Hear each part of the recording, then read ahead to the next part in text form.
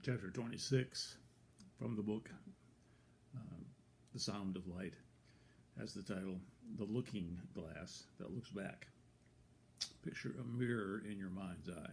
Perhaps you're standing in front of a bathroom sink. Maybe you're looking at yourself in the full-length mirror on the back of your bedroom door. Or you might be walking up to the glass doors of an office building. We've spent enough time in front of mirrors.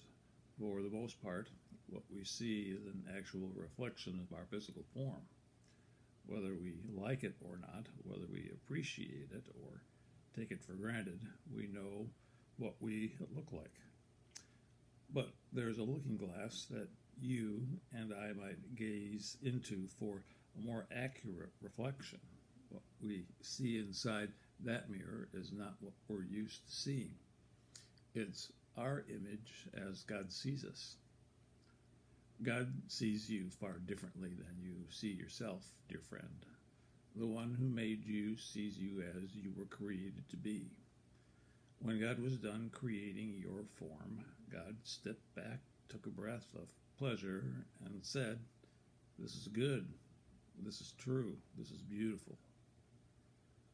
Since the day all was formed, nothing about you, not one atom, is new. You are a miracle of space, time, and design, a knockout masterpiece from the maestro composer of life. We all are. God sees you, beloved, as a thriving piece of all that is loved and sustained. But even more profound, God loves you. You have been known this whole time. And in that mirror is an unveiling of God's divine image. When God views your image, God sees the reflected glory of who you are.